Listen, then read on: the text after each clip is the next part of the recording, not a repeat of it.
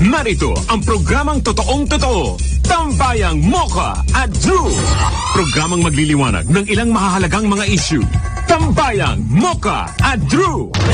At ngayon, narito na sila upang maghatid ng saya sa bawat Pilipino.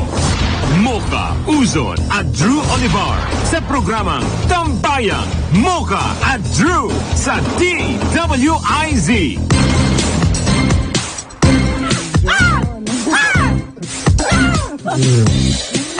Ito ang Tambayang Mocha at Drew. Ako po si Cruz Angeles, kasama sa himpilan ng Bakla ng Bayan. I'm Drew Olivar, 27 years old. At naniniwala ako sa kasabihan, ang titing maliit, bullshit! Oh my God!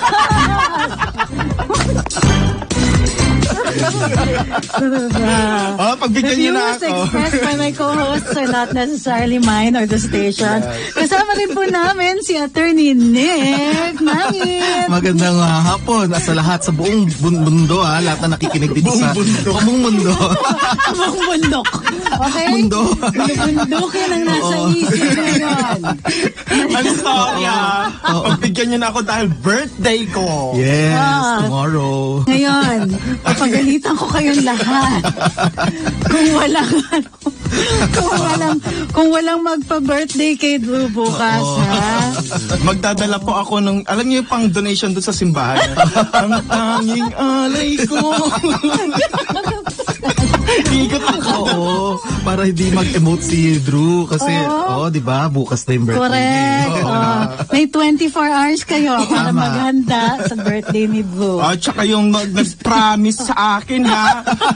Yung aircon. Sana sinabi mo, nagbutas-butas ako, attorney ng kwan ko, square, malaking square.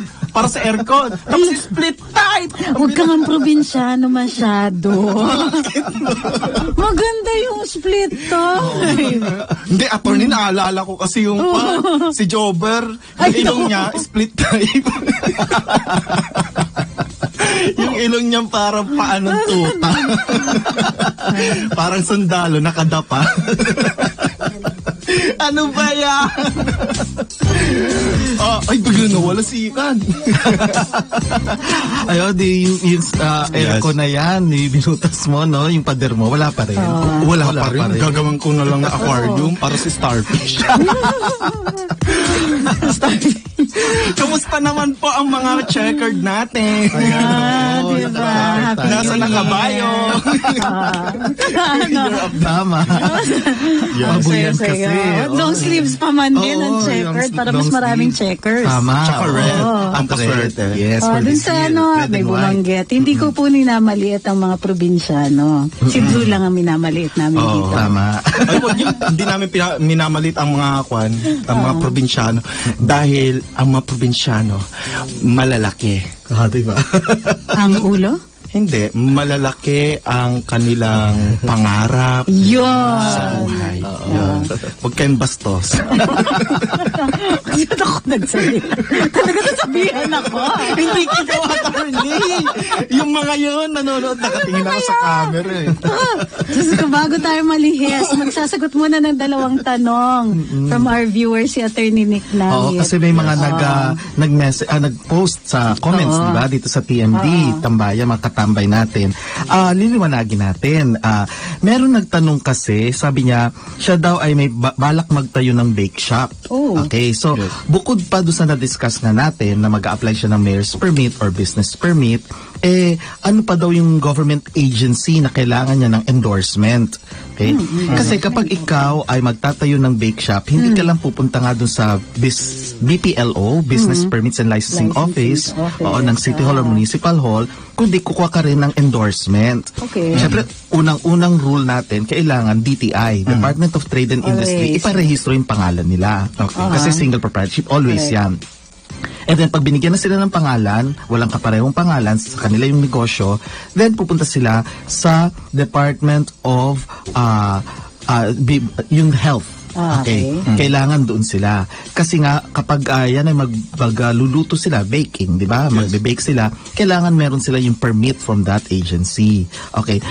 I-check din nila kung sila ay kinakailangan humingi rin ng clearance doon sa Food and Drug Administration, FDA. Pag nakuha na nila yan, edi tuloy-tuloy na yung proseso. So yun, at least nasagot natin yung concern nitong nag-message na ito. And then yung second, yung pangalawang nagtatanong, kasi meron daw siyang nalilito daw siya doon sa amnestia na sinasabi. Oo, amnesty. Ibig sabihin ng amnesty, tax amnesty, ibig sabihin, kung hindi ka nakapagbayad ng mga buwis mo ng mga nakalipas na taon, ay bibigyan ka ng parang discount kung magbabayad ka na ngayon.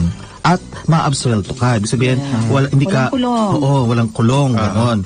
Kaya tinatanong niya, sabi niya, yun daw bang amnestiya na pinag-uusapan sa Senado, sa Congress, ay kapareho ba nung amnestiya na binigay nung kanilang, sa kanyang city, sa siyudad nila? Okay. So, liwanagin natin ito. Alam nyo, ulitin natin meron tayong tinatawag na real property tax or amilyar.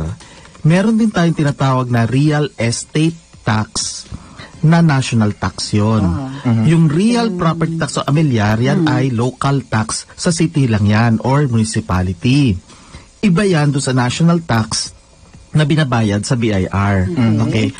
Estate tax. Okay? Ang estate tax is kapag ang isang tao ay namatay, lahat ng kanyang mga ari-arian ay pansamantalang parang merong magsasubstitute na imaginary estate. Okay? So, nandoon, yun ang parang i-recognize na tao, kasi wala na nga yung tao, patay na siya, di ba? Merong imaginary na tao na siya yung aako ng lahat ng propiedad nung namatay. At merong administrator yan or executor. Ibig sabihin, kung merong huling testamento na iniwanan yung namatay, okay, last will and testament, then i-execute yun. Sino mag-execute? Kung sino yung dinesignate niya dun sa kanyang last will and testament, huling habilin, kung sino yung dinesignate niya at sinabi niyang magiging executor noon.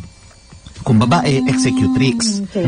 Pero, kapag walang iniwang huling habilin, walang last will and testament, edi administrator. Mamimili ngayon yung mga kaanak kung sino yung i-appoint nila na administrator or kung babae, administratrix ng properties. Yun ang tatayong magpapalakad nung estate nung namatay. At bago mailipat yung mga titulo ng lupa, okay, o ari-arian sa mga tagapagmana, kailangan bayaran muna yung national tax, okay, or real estate tax or simply estate tax sa BIR yan, okay. Dahil namatay ang talagang may-ari. Estate tax. Estate tax, oo. Nakakalito lang kasi parehong may real estate, di ba? Parehong may estate. Oo. Ngayon, every year, okay, nagbabayad tayo ng tinatawag nating amilyar. Ang amilyar sa Ingles ay real property tax. Or minsan tinatawag ding real estate tax. So medyo nakakalito kasi real estate tax, di ba? Pero ito ay dahil ginagamit mo yung iyong propiedad. Tumitira ka sa bahay na yon, o kaya may negosyo ka sa isang lugar, okay? Or maging yung yung mga nakatira sa condo, di ba? Okay, meron yan real property tax. Yan ay every year. Magsisimula ang liability mo, kailangan magbayad ka pag nagtumuntong na ang Enero. So January 1 pa lang, kailangan asikasuhin mo na yon kasi hanggang January 30 yon. Magbabayad ka ng real property tax. Yan ay, kahit nabuhay ka pa, kailangan magbayad ka ng real property tax or amilyar. Depende yan kung anong klase yung iyong lupa. Kung yung lupa mo ba ay para sa residential lang, ibig sabihin nakatira ka lang doon, walang negosyo. O yan ba ay sa commercial, ibig sabihin meron kang negosyo maliit dyan, okay? Or yan ba ay industrial, ibig sabihin may factory ka dyan, may mga makinarya ka. Or yan ba ay simpleng sabihin natin idle land, ibig sabihin lupa lang pero walang ganap, di ba? So ika-classify yan. Yan magbabayad ka ng sinasabing real property tax or amilyar. City tax lang yan or municipal tax. Iba yan doon sa BIR na binabayaran ng national tax. Ngayon, pwede ka magbayad ng installment. ibig sabihin, 4 quarters sa isang taon. So, pwede kang hati-hati mo kasi baka hindi mo kayanin yung pagbabayad ng biglaan, lump sum, isang beses, di ba? So, divided by 4 yan. Ang mga deadlines yan, usually, January 31 or 30, tapos March, yung katapusan ng March, katapusan ng March, April, May, June, at saka yung katapusan ng September, and then December. So, pwedeng hati-hatiin yan sa buong taon. Pwede yan. Ngayon, pwede rin namang mag-advance payment ka. Ibig sabihin, sa simula pa lang, pag nagbayad ka ahead of time, minsan nagbibigay ang city ng 20% discount. Pwede rin, kunyari, December pa lang, gusto mo na magbayad, advance payment talaga, malaki ang discount na binibigay. Or kung let's say, partial muna, may discount din. Ngayon, bawat siyudad, may kanya-kanyang ordinansa yan. Yung ordinansa ang nagsasabi kung kailan ka magbabayad at kung may ano yung mga insentibo mo kung maaga ka magbabayad. Kung hindi ka nakapagbayad ng mga amilyar mo, edi meron kang penalties. Ang tawag sa hindi mo pagbayad ay delinquent na. Delinquent na yung taxes mo at may mga penalties yan. Penalties, ibig sabihin yung surcharge plus interest na babayaran mo. Okay. Ganon din naman sa real estate taxes natin sa ABIR. Pag hindi ka nakapagbayad, and ito nung pinag-usapan namin to sa Senado 2 years ago, ang dami talagang hindi nakakapagbayad. So yung titulo ng lupa nasa pangalan pa ng mga original na may-ari at hindi pa na ililipat sa pangalan ng mga tagapagmana. E di yung mga tagapagmana, pwede lang nilang gamitin yung tinatawag na usufructuary. Use and fruits lang ang pwede. Pero hindi nila pwedeng ibenta yon sa iba. Or isanla. Kasi nga, hindi naman sa kanilang pangalan nakatitulo yung lupa. Okay? So, naisip na ngayon tuloy ng mga sa Kongreso na bigyan natin ng amnestiya. Okay, pero yung amnesty kasi na pinag-uusapan sa Senate is income tax, hindi real estate tax. So yung mga hindi nakapagbayad ng income tax sa mga negosyo nila, yun lang ang tinututukan ng Kongreso.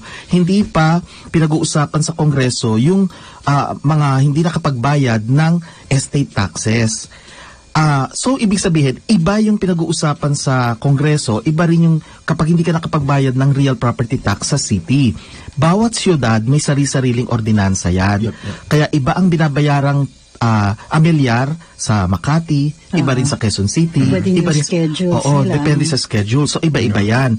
Ngayon, kung hindi siya nakapagbayad, kasi nagtanong kasi nasa abroad na yata siya, may property yung nanay niya rito, at sabi niya, hindi daw sila nakapagbayad ng amilyar. At yun ba ay kasama dun sa tax amnesty na pinag-uusapan sa ilalim ng administrasyon ni President Duterte? Hindi po. Magkaiba kasi yon. Ang gagawin niya, humingi siya dun sa city nung kopya ng ordinansa para malaman niya kung magkano yung babayaran niyang taxes. Okay. At nakalagay din naman doon kung may penalties. Ngayon, kung walang amnestia binibigay yung local government nila, local government unit, di wala siya magagawa. Babayaran niya talaga yung penalty. Okay. Ngayon, pwede naman niya kausapin yung councilor doon para magpasa ng isang panukala or ordinansa para bigyan ng amnesty mga hindi nakapagbayad ng real estate taxes or amilyar. So in other words, isummarize natin, magkaiba ang estate taxes pag may namatay na binabayaran sa BIR. National tax yun. Iba din naman yung local tax na ang tawag natin amilyar or real property tax. Yung amnestia na pinag-uusapan sa Kongreso ay para sa income tax, hindi sa property taxes. Yun po ang kwento dyan. Okay. Speaking of taxes at hindi nagbabayad. Yes. Kamusta ang Rappler? Oo. Ongoing na ata, di ba? Ongoing. Alam mo, tahimik sila kasi nga, syempre ongoing na sa tax case nila. Sa tax case, oo. However, may bago silang problema. Correct, oo. Ano yun? Para sa atin, of course. Nakasuhan si Maria Ressa at ang Rappler, consequently, ng libel sa reklamo na inihain ni Wilson King. Okay. Kasi ang nangyari dito, si Wilson King, di umano'y inakusahan. Well, sinabi ng Rappler dun sa kanilang post ng 2012 na nagpapahiram daw siya ng sasakyan dito kay kay Justice Corona. Oh, okay. Di ba? Parang may mga implications na may illegal activities siya, kung saan nakuha yung pera, ano yung ginagawa niya, bakit siya nagpapahiram kay Justice Corona, gano'n. So meron kompleto yung elements, malicious imputation, gano'n. At syempre, walang katotohanan. Yes, So nag-file si Wilson King. Ang problema, ang challenge ni Maria Ressa, sabi niya, oy, ang tagal na niyan ha, 2012. Kasi nung sinampa yung kaso, 2017, nasabi, oy, nag-prescribe na yan. Sabi, tsaka, sabi nila, wala pang cyber libel noon. Wala pa. So, dalawa yung defense ni Maria Ressa. Ang sabi ng DOJ, ayan. Una-una, hanggang ngayon, andyan pa yung article sa site ninyo. Continuing publication. Correct, kung diba? tutuusin nga, diba? Continuing publication. Pwede nga ngayon lang sabihin na everyday is a new offense. Every count. Diba? Especially from the moment na nasabihan kayo na libelous yan, from the moment na kinasuhan kayo, or from the time na nagpadala ng demand letter si Wilson King, ibig sabihin, dapat tumigil na siya. Yes, dapat inalis na. Otherwise, inalis na yun, nunal mo. Sabi nga yan ng DOJ, girl. I'm a girl. Ngayon, fake news kahit ka. pa wala kang cyber libel noon, may libel naman. At dahil sa continuing publication, inabutan kayo tuloy ng cyber libel. Dahil tuloy-tuloy yan. Ang dami ng kaso. Isa tayo. Parehas na tayo. Pero tapos na yung mga kaso mo. Oo nga. Sa'yo, dami. Napunta sa'yo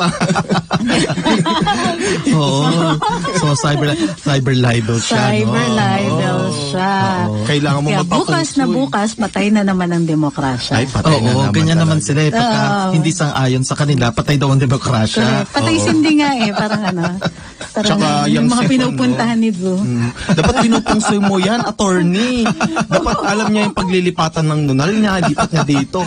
Dapat nakakuan sa Southeast, ganyan. Kaso, matigas ang ulo. Grabe, tigas talaga ng ulo. Nakakaloka ng wala. Edible kasi yung kuan niya. Nunal niya. Speaking of kuan, nunal, attorney sandali lang, mas ingit ko lang. Oy, nakaka-cancer pala ang mga nunal. Si Miss Universe kuan, si Dayanara Torres. Diba? Nagkaroon siya ng cancer sa skin. Makikiramay tayo. Sana gumaling siya. Tsaka diba, balik yan dati sa Pilipinas. Nag-artista pa yan dito. Ay, agamulak daw. Diba? Makinig talaga sa Miss Universe niya. Kaya kayong mga cancer, attorney, diba yung mga kwan dyan, hindi pa mamatay yung dalawang, yung may cancer dito sa kwan, yung isa si Robles. Alay! Diba, nagsasolar eclipse na yung kwan niya, nunal niya dito. Solar. Lunar naman. Dark side of the moon. Ayun. Ano ba? Nag-usapan natin lunal. Ayan tuloy yung mall niya na yan. Nag-mall to. Nauwi sa buwan. Speaking of buwan, lunar calendar. Kaka-New Year lang kahapon. Kaka-New Year lang. Grabe. Sa mga hindi nakakaalam, si Atay Nick Langit ay isa. Feng Shui Master ka ba? Geomancer. Geomancer din. Bukod sa miyembro ng Mangko Club. Correct. Ay, girl. Nating tatlo. Diba? Welcome to the Mangko Club. Diba? Si Madam Mocha, geography. Alam ko na kagad. Para alam ko na yan. Ay, grabe ka. Madam Mocha, pumasok na kayo. Bumabawi, Nakakasunog. At least hindi geonicide. Okay. Ano ba? Ayan, nagsumagot si Madam. Ano sabi niya? Pinapansin ni Boklo. Hoy, tinatawagan ka daw ni Madam. Madam Mocha, hindi ka talaga pinapansin. Oo nga, hindi ko pinapansin. Hindi man lang mag-post na parang kuha na ko. Di ba si TP, pinost mo yung picture niya na parang happy birthday kanya. Sa akin, wala eh. Wala ka pang birthday, bukas pa. Na-expect ko yan ha. Dapat magpadala kayo ng mga video greetings ni Pangulong Duterte. Duterte, tsaka ni Bongo, na Amy Marcos. Fan signs. Mga Ay, fan ganyan. signs, gano'n. Yung sabihin nila, Talaga. mas love kita, Drew, kesa kay Badoy. Gano'n. Gano'n. Grabe. Minute na ba ang Department of Health tungkol dun sa Manila Bay? Nag-issue na ba sila ng, or at least PCOO, na ba? May statement Sa na? Ana Martina. Tungkol sa Yung sa Manila Bay, yung na wag lalangoy muna. PCOO, deactivate nga yung USEC Ay, nila. grabe naman. Ang DOH deleted. oo. Meron silang message, pero naka-upload lang yata sa social media na ano ba yan? Mapeligro pa daw lumangoy sa Manila Bay dahil marumi pa raw ang Pero di ba tubig. dapat nag-issue na dyan ng statement ng PCOO, di ba? Dapat noon pa. Di ba parang tahimik ata? Siyempre sasabihin na naman ni Yusek, di nila trabaho yun. Ay, Hindi, grabe. attorney, parang ang feeling ko na parang pinalabas niya na parang deactivate. Sarado muna dito sa maduming lugar. Yung sa account niya kasi sobrang dumi. I-rehabilitate. Parang ganyan. O ganito. Dapat gawin para sa Manila Bay, dapat i-barricade muna. Wala muna papasok. Ganun. Kasi madumi. Babakuran daw ng DNR. Ewan ko kung kakayanin Nakarating nila. na ba kayo sa Sa Manila Bay? Baywalk? Hindi Hindi pa. pa. Nakapunta ako. Nakapunta ka rin? Nakapunta Yung rin since Lumines? Yes. Nagpunta ako last Kamusta? Saturday. Kasama ko si Julius. Ay, oo. Nagpunta kami. Ay, kaya lang hindi na siya sumama din mismo sa... ang friendship namin, Oo, si makukulang din. member ng Mangko Club, Julius Nekia. Pumapakpak ka din doon. Oo naman. Pumapakpak din siya. Attorney doon. Lumilipad kami doon. Oo, sarap kaya. Oo.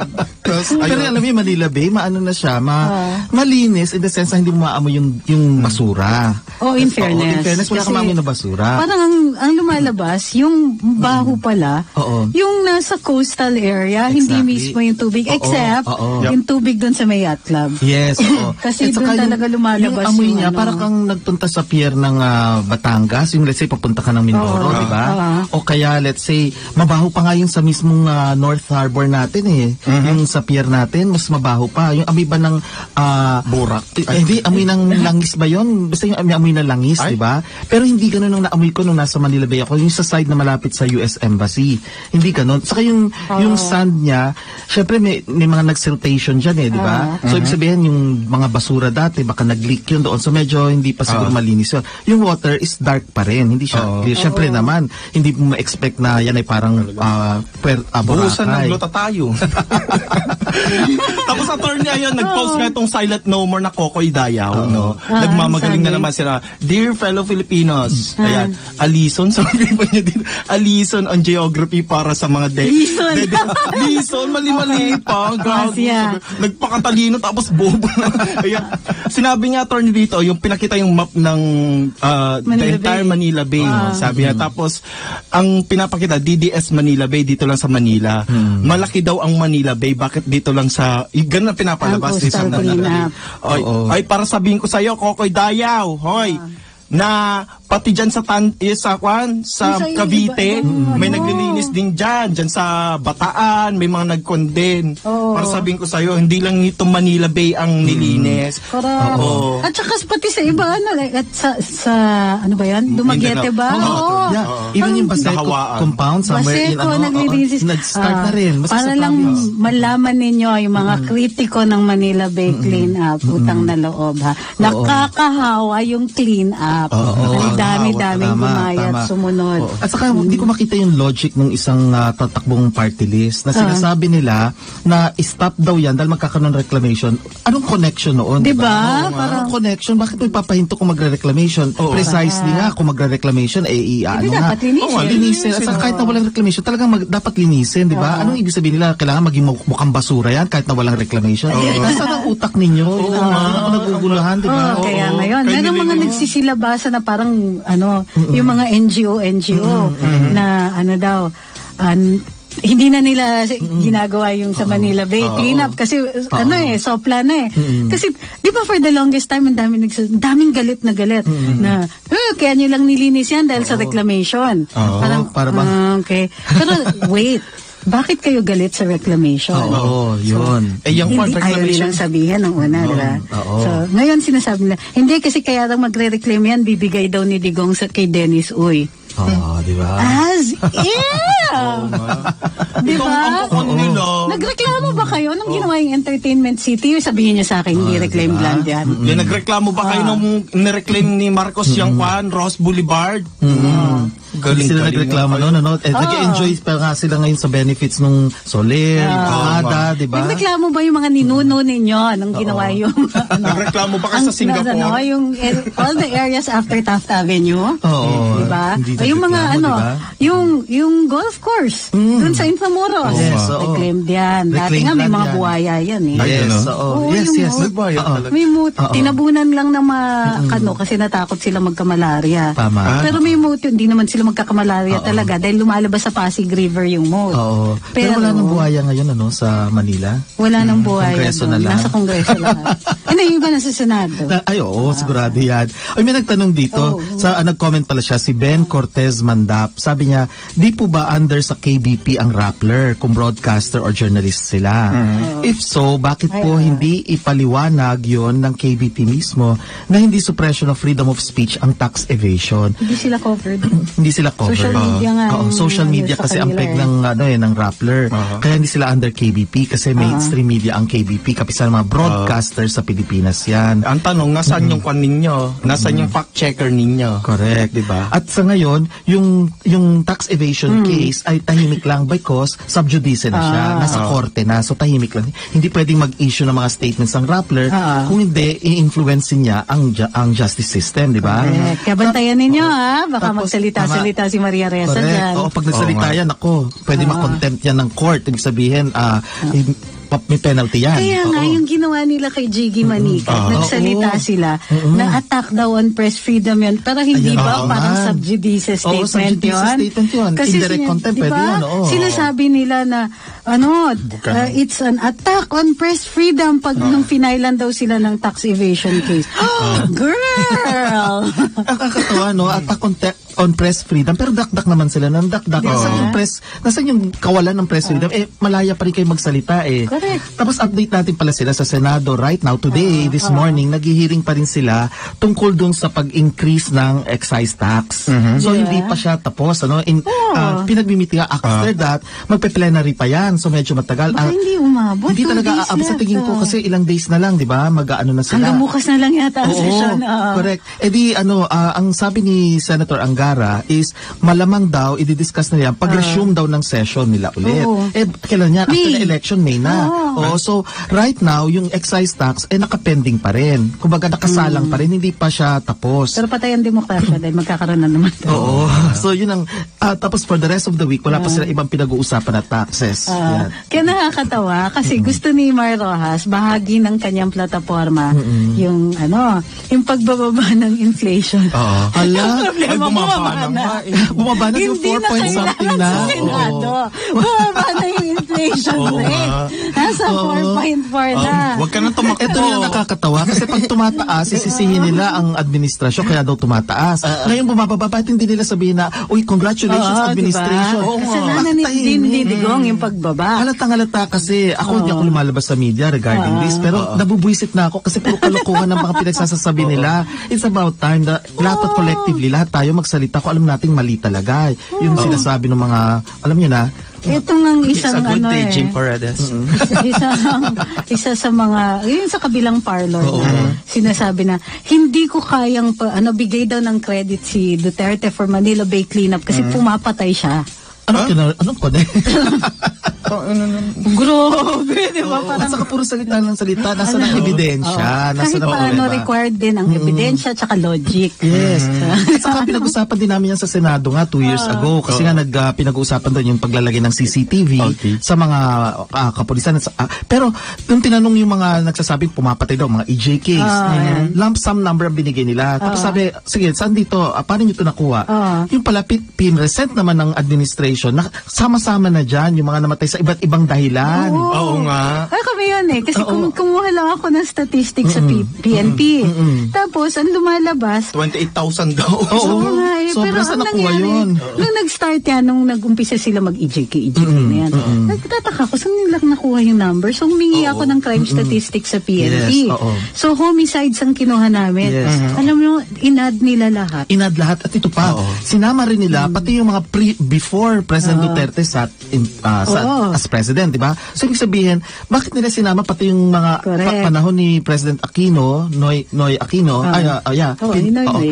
sinama nila. Tapos sasabihin nila lahat yun attributable kay President Duterte. Doon kami naguluhan sa Senado, kaya nga nag-stop yung sabi, no, show us your figures, sabi dun sa Senate. Tumigil, di ba? Tumigil, kasi wala sila maipakita, puro dadalang. Yan ang mahirap sa kanila Si eh. Ito pa HR yung ang naglabas nasa niyan, attorney. Ay, Pati siguro yung pinatay ko na ipis dyan sa loob ng kwan, binilang nila. Ay, totoo naman, EJK. So, ang mahirap hirit sila ng hirit. Wala naman silang numbers talaga na maipakita. Ito yung mas malala. Ito yung mas malala. Hindi nila kinaka... Yung crime statistics nung panahon ni Noy Noy, yung sa 6-year period niya, 77,000 ang homicides. Minimum yun. Yun yung yun yung statistics naman. Pero meron ka bang narinig? So, at 77,000 homicides over a 6-year period, averages about 11,000 homicides per year. So, kung sabihin pa natin, in the third year ni Duterte, 20,000 ang mas mababa pa yung crime statistics ni Duterte compared to Yung kasi nagpapaniwala kayo sa mathematics ni Kwan, at saka ni Lenny. Ito maas. Yung 4 times 40 ba yun? Yung 28,000. 40 times 10. 40 times 10, oo. 1,600. Grabe kasi mathematics ng babae. Economics graduate yan, UP pa. Oo, UP. Hindi ko Diliman. alam Parang na ano nangyari. Hindi man na siya kinorek ng staff niya kasi normally may mga staff yan na nasa likod eh. Bakit hindi man lang tinulong? Nag-attempt habulin afterwards. Ang nag-attempt, sinabi na, ano nga ba, may excuse sila doon eh. Hindi, nira-round off lang. Na ano lang, kasi it was 40 times 10 times, ano ba yun? Parang times, Something. Iba kasi yung round off niya. tapos ni-round off daw. Tulog ko!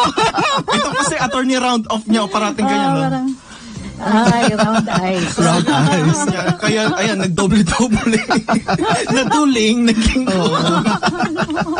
Kayo talaga. Bakit ang mean ninyo sa Vice President? Ito mas maganda sa panala para mas maayos. Ang talino niya. Diba? Diba? Ang talino mo talaga. Hashtag na lang ang sarcasm natin. Magbabalik ang tambayang mga kadlo. Ang oras natin, 12:31 ng tanghali. Teka muna na nagdadaos pa ng gulo si Cyclops. Nagbabalik ang tambayang mga kadlo. Kasama pa rin si Attorney Nick Nangit at ang bakla ng bayan. At horny Mildred. Kasi Mildred na naman. Mildred! Di taka. Taka lang Mildred tumaulaw Alcasat Circle. Shout out daw, sabi ni Jennifer Ichikawa, Violeta Moral, Elisa Bustid, Junior Megu, ang dami nila eh. So, pasensya na kung di na mabasa lahat, no? Ayan, watching from Saitama, Japan. Ayun nga si Jennifer. Tapos sa Violeta Moral, ayan. Hello pala kay Kwan, kay Helen Gloria, blinak ko. Talaga yun Nagpapabati kasi ang kulit-kulit. Sabi ko, blinak ko nga. Pero babatiin kita dito. Helen Gloria, binabati kita. Blinak kita. Diba? Ang saya. Si Annie Gatchalian Agni, ayan. Hi. Diba talaga itong TNT jacket yan? na to bigay ni Ma'am Annie. Wow. Ang ganda. Actually, ang ganda. Diba? Ganda nung jacket. Sami. Oo. Nako, isang oso na naman. Pinaparinig ko talaga, Ma'am okay, Annie, baklo. kay baklo. Okay. Ay nako, isang oso na naman ang nagbuwis ng buhay. Sa fur na yan. Ano? Binigyan siya. Paano yan? Paano yan? Binigyan siya. Paano yan? Binigyan naman po ako ng sapatos galing sa Japan. Maraming salamat po, Zara. Ang binigay sa akin dahil ako ay munting prinsesa. Sarah. At ikaw naman si Siri. Ayan. Mga patatas. Ay! Pala. Si CD ang... Para ikaw, wala ka dun sa nag-hand carry ng jacket ko. Ay, gano'n. Si Thinking Pinoy. Ay, naka. Siya na talaga ang courier. Pero, si Service Pipi, Pinoy. kahit kung siya courier, ginawa niyang courier, hindi naman siya drug courier. No, talagang Jacket malinis. courier. Hindi siya. drag queen. Ay, gusto ko yun. Diba? Ang ganda ng hair mo talaga, attorney, parang si Dimash. Ay, wow. Diba? Oo, babagayan natin ang ano. Ang taas ng boses nun, attorney. Talagang world's best yun. Oh, diba? Oo, para sa bagong taon ng mga Chinese. Oo. Uy, may nagtanong lang pala tungkol sa double taxation. Kasi meron na nagtanong, sabi niya ganyan, ang dami-dami daw buwis. Magbabayad ng income tax, tapos pag sa City Hall daw, magbabayad pa rin daw. Hindi ba double taxation yan? Hindi po. Business permit ito, licenses business din sa permit, munisipyo. oo, magkaiba.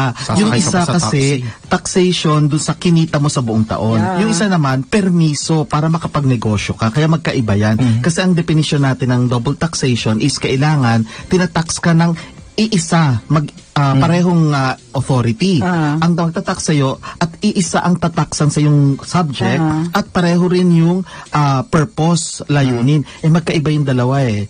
Yung isa national government ang nag-i-impose ng tax, yung isa naman local government. So, hindi siya double taxation. Although medyo nga mabigat, no?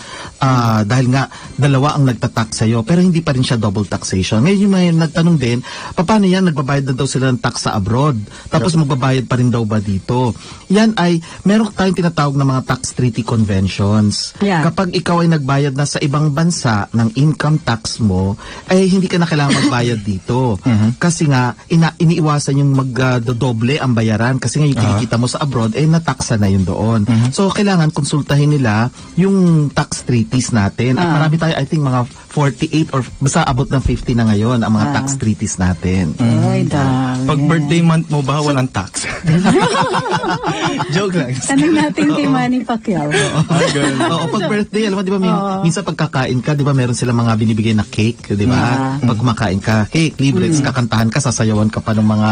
Uy, may sayaw. Ay, my God. Meron ganun, no? Sasayaw ka pa. Yung mga buffet, di ba? Lap dance. Oo. Gusto sana ni ano yan? Yun ang gusto ni Oo, Drew. yung lap dance. Oo. Kailangan gwapo. Oo. Yung bibigay sa'yo na food, yan ba ay taxable? Sige.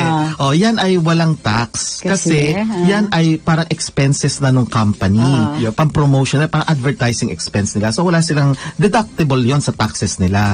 Ngayon, ikaw naman recipient, since napakaliit ng value, walang donors tax yan. Kasi masyadong maliit naman yung value na yan. Alam niyo kasi sa taxation, tinitimbang ang dalawang bagay. Ang isa, kung yan ba kukolektahin ng taxes dyan, may malaki ba makukuha natin?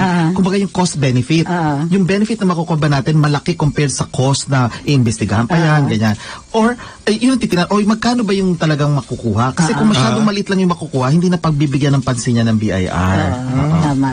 Hindi worth it kasi bahuhin pa nila. Kasi may tinatawag tayo administrative feasibility, isang prinsipyo sa taxation. Kailangan administratively feasible. Kaya ngayon ang problem, maraming mga karinderya na hindi natin binubuwisan kasi yung time na igugugol nila, yung oras, yung panahon na ilalagay nila, tapos kukolekta lang naman nila, barya lang, sayang lang. Sayang oras, sayang pagod, ideally, correct. Ideally, dapat ganun. Kaya nga, ang tinatarget ng BIR, mag-electronic na lahat. Kaso yung mga karinderya, hindi naman sila electronically connected, di ba? Pero dadating tayo sa time na yan, pero matagal pa. Attorney, may tanong ako, di ba, sa mga restaurants sana, kasi ngayon may bago tayong batas na yung House Bill 8873 or yung food waste reduction. Di ba, meron yung mga unsold na parang mga pagkain, ganyan, na parang kasama ba siya sa antagito yung parang may deduction ba yung attorney kapag sa inventory? Hindi pa yan, hindi pa kasi final yan bill pa lang yan Oo. Pero nangyari na sa abroad, like sa France, bibigyan nila ng incentives na kapag yan ay hindi mo tinapon at binigay mo sa ganito, baka meron kang deductibility expense. So pwede yan. Kaya lang hindi pa yan nasisilip. Sana yung sa panukala, pag dinidiscuss na nila yan sa Committee on Ways and Means, isama nila yung tax benefit. Para nga naman yung mga restaurants, fast food centers, meron mas silang benefit, di ba? Imbis na ibigay lang nila, pwedeng ma-deduct sa taxes nila. And speaking pala of deductible expenses, di ba sabi mo kanina, meron din nagtanong yung shares of stocks, di ba? Pag yan ay binenta ba, may tax yan. Meron din. Ang tawag dyan ay capital gains tax. Ngayon, pag yan ay kumita Okay, yun yung capital gains tax. Income tax kasi yan on the shares. Dahil tinransfer mo yon from you to somebody else, yung pag-transfer noon, yun yung tinataksan. Capital gains tax ang tawag na CGT.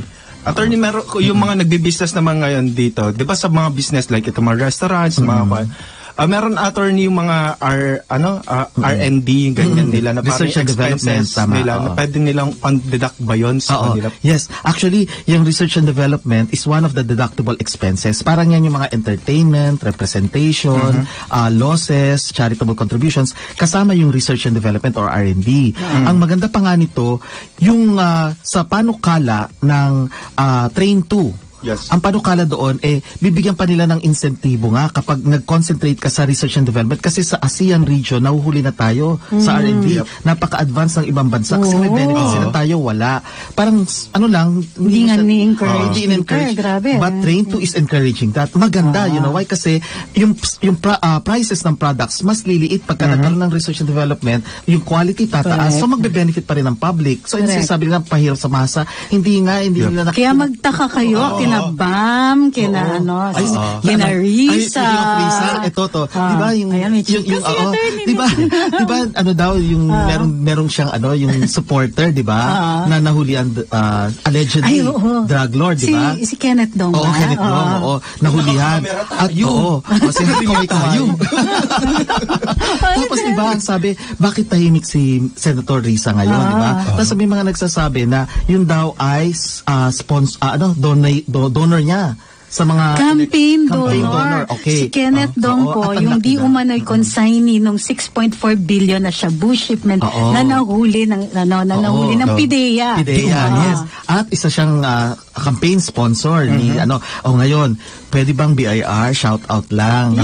Donor stocks 'yon, ha. So bukod pa dun sa so pati sa elections may donor stocks yan. Naging contest kino-contest yan time noon kasi may mga regulations na kailangan may donor stocks ng panahon pa ni Commissioner Kim Henares, meron yan.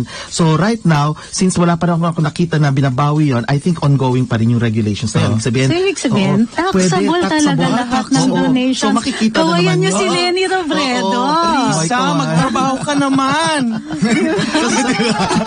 So bukod sa pwedeng yun nga, problema mo. bukod sa siya, for drugs, di ba? Yung illicit drugs o violation of our revised penal code as amended, di ba? Meron pang possible exposure sa tax liability donors tax. Kaway naman. Tatanungin lang, inquiring minds want to know. Senator Risa, bayad ba ang donors tax dun sa donation ni Kenneth Dong? Tatanong lang naman. Tanong lang naman. May tax ba pag nagnakaw ka ng 1.72 billion? May tax yun. At saka hindi pa yung nagpe-prescribe. Pag nagnakaw ka na, may tax. Magbabayad ka.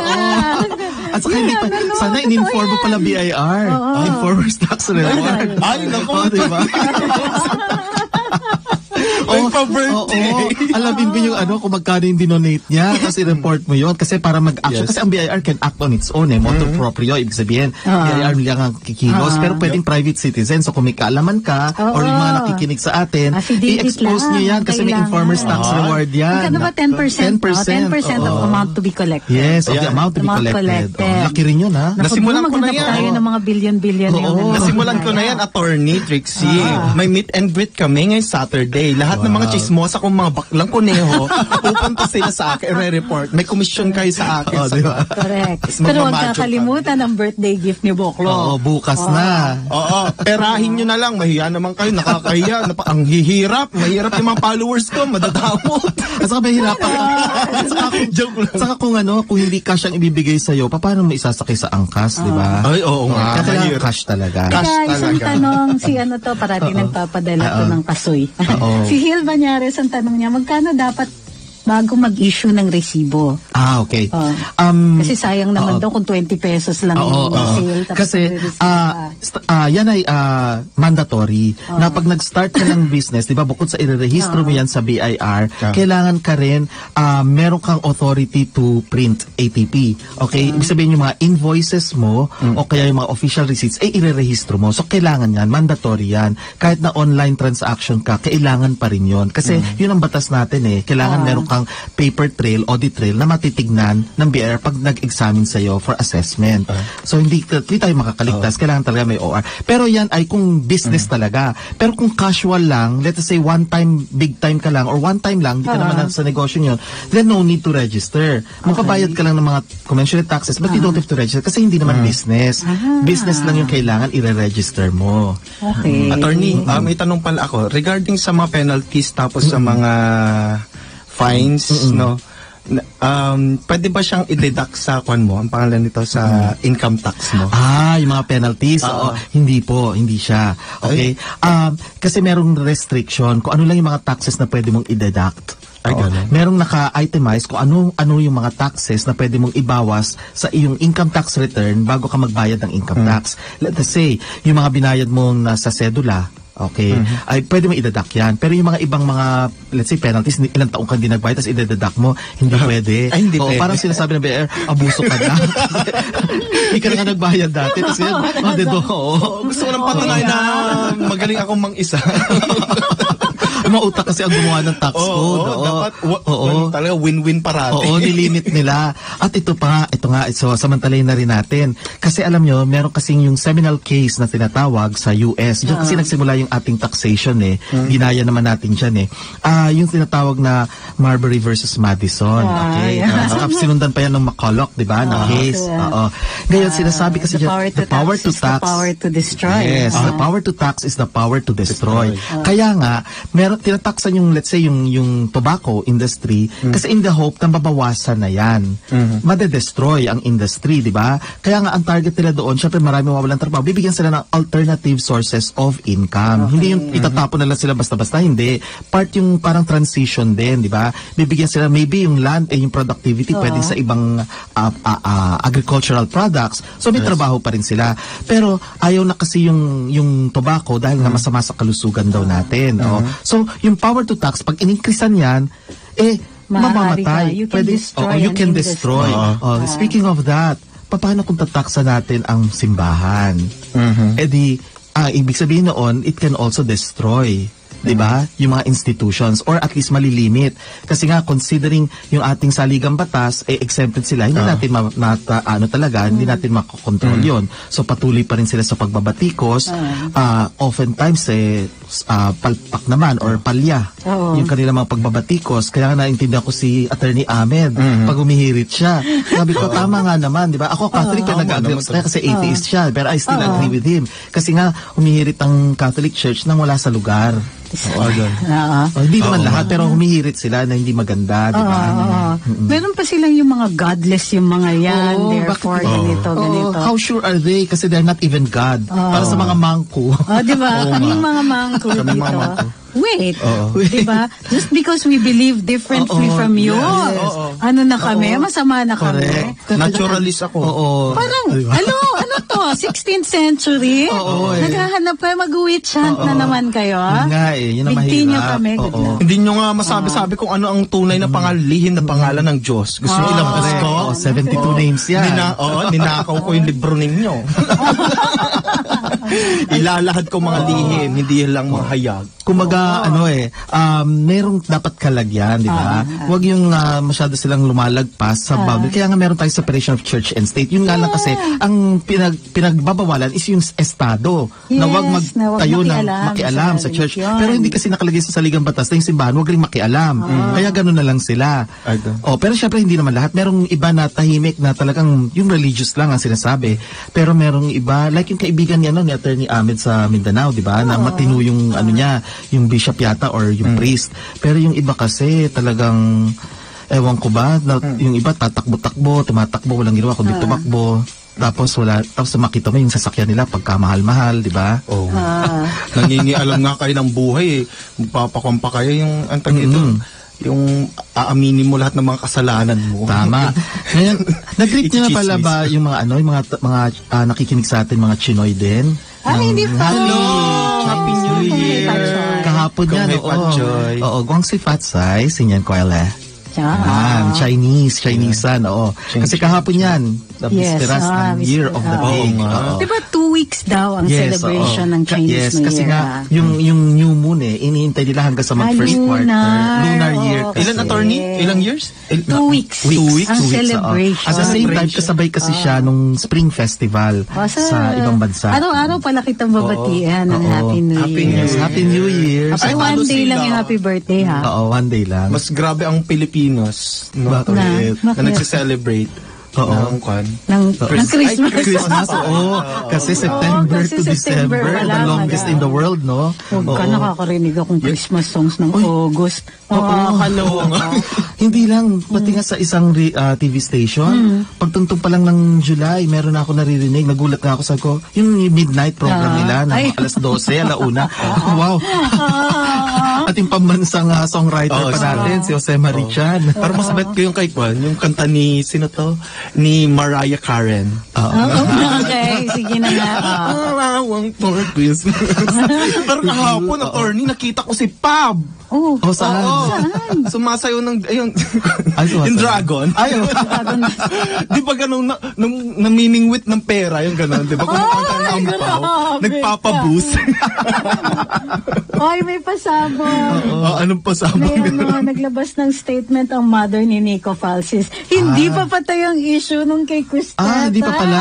Oo. Yung kapatid din na Oo, yung babae, no? Yung babae. Fake daw si Chris Aquino. Oo. Girl, eksena ka na nga lang na para alam na namin na fake. Para ako naman magsasalita. Kapatid pala. Fake si Chris.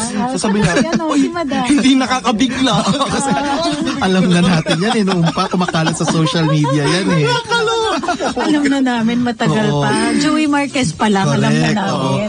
Ito may nagtanong, si Ben Cortez Mandap. Sabi niya, pag nag-federalism na, mapapalitan na ang tax system ng Pilipinas. Well, yung which is national good, taxes Yung pa national hindi. taxes, hindi pa. Yung local. Oo, yung local. Kaya lang, yung local lang, ma-affect. Kasi may regional na eh. Magkakaroon ng power yung mga federalist states na mag-impose ng sarili nilang taxation. Yes. At ito, bilang gabay sa lahat ng nakikinig sa atin, kapag gusto niyo malaman kung ano yung taxes ng inyong mga cities or municipalities, pumunta kayo doon mismo sa City Hall or sa Sa Municipal munisipyo, Hall. Humingi kayo ng kopya ng ordinansa. Yan po ay hindi talaga batas. Ibig sabihin, hindi yan ipinasa ng Kongreso at pinirmahan ng Presidente. Yes. Ang mga pumirma lang dyan, yung mga councilors ninyo.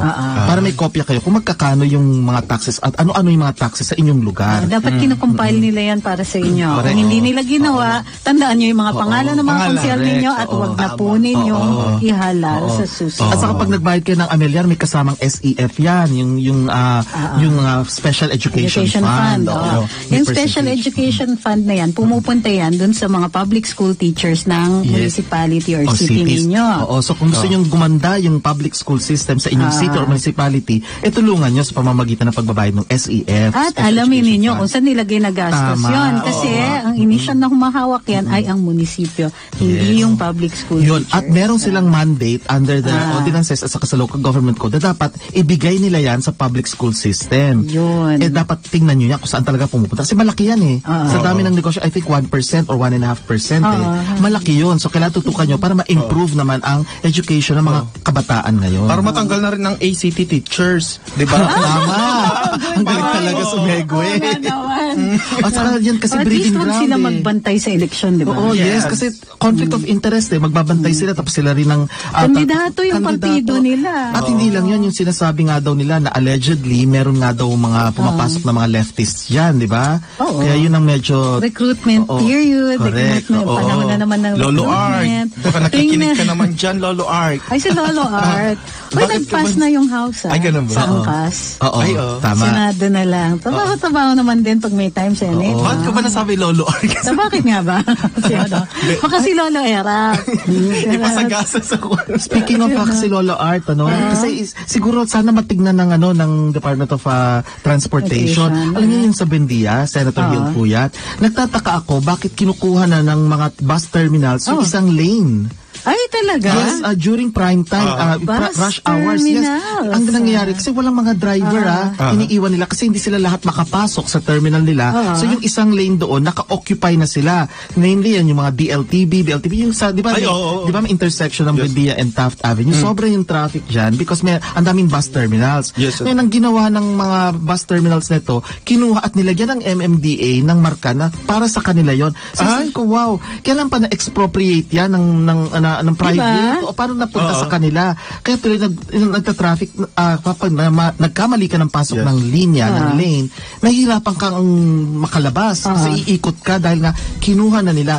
Buti sana kung yung bus na yun may mga drivers pero wala. As in, walang nakatigil talaga sila doon. Kasi iniintay na may lumabas na napuno na bus sa terminal bago papasok naman sila. Mayor Abby Binay. Yes. And si sa Calixto sa Pasay kasi Pasay side yun. Kasi tinitingnan nila kasi yung sa EDSA. Mayor Calixto. Pero ito yung city admin yung klasiko, si Dennis Acorda. Yes, please, tingnan nila. Baka sasabihin na naman may MOA, ganyan, nagbabayad daw pero sila. Pero anong right? Anong karapatan? I mean, that's public land Bakit nila kinukuha for the benefit of a private company? Anong kinyo? Gusto namin malaman. Nag-lease ba kayo, ha? Diba, we have to know. Nag-lease ba sila? Kung nag-lease sila, nag-public bidding ba yan? Bakit walang notice? At saka, paano malilist yun? It's a national highway. Ay, tsaka pasaway pa yung mga may PTEX na nga. Bakit doon pa sila yun kumukuha? Pa, isa pa yan. And speaking of PTEX, ang nakawawa rin yung mga yung mga commuters. Kasi maganda sana yung idea. Pero, paano yung kanilang means of transportation from that place to Manila na? So, sana bigyan nila ng pansin yan. So, shout out lang kay Lolo Art. Kilala ko siya. Sana yan si Lolo Art. And congratulations, Assistant Secretary Gades. Yes. Naging ASEC na siya. Congratulations, Gades. Libiran. Congratulations. At saka, i-congratulate din natin yung very successful na mga launching around the Philippines. Diba? Merong mga airports na talagang nagpa-function na.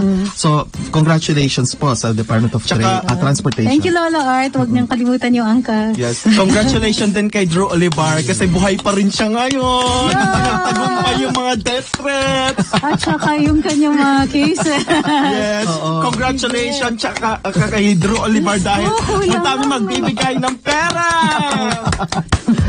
Case na lang. Maraming salamat sa lahat ng sumubaybay on behalf of Mocha Uson.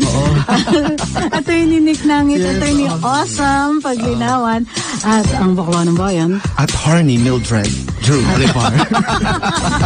Ang tabayanan ng susunod na programa Pilipinas ngayon na with Yusek Robert Rivera. Sila Mocha Uson at Drew Olivar sa programang Tambayang Mocha at Drew sa DWIZ.